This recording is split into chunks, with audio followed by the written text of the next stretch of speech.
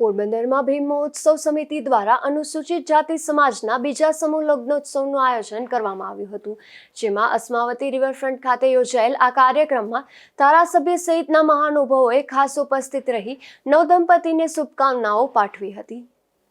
પોરબંદરના અસ્માવતી રિવરફ્રન્ટ ખાતે રવિવારના રોજ અનુસૂચિત જાતિ સમાજના બીજા સમૂહ લગ્નોત્સવનું આયોજન કરાયું હતું, જેમાં કન્યાદાન સાથે રક્તદાન કેમ્પનું આયોજન પણ કરવામાં આવ્યું હતું.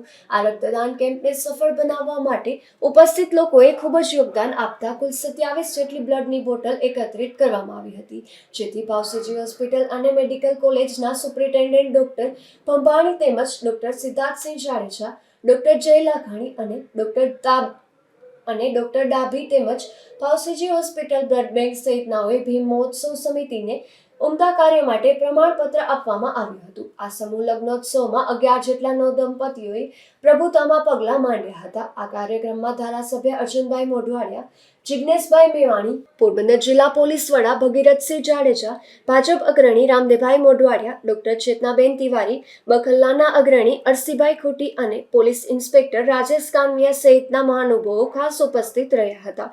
ઉપસ્થિત આગેવાનોએ ખોટા ખર્ચના સમાજના કુરિવાજોનો ત્યાગ કરી સમૂહ લગ્નનું આયોજન કરવા બદલ સમિતિના અગ્રણી બાબુભાઈ પાંડાવદરા સહિતની સમિતિને બિરદાવી અભિનંદન પાઠવ્યા હતા. તો તમામ અગ્રણીઓનું પુષ્પગુચ્છ આપી સાલ ઓઢાડી અને સન્માન કરાયું હતું. આ સમગ્ર કાર્યક્રમમાં સમિતિના બાબુભાઈ પાંડાવદરા, રમેશભાઈ સાદિયા, નાથાભાઈ સાદિયા અને મેણનભાઈ સિંગરખિયા સહિતના આગેવાનોએ જહેમત ઉઠાવી હતી. અશોક ધાનકી, ગુજરાત ન્યૂઝ, પોરબંદર.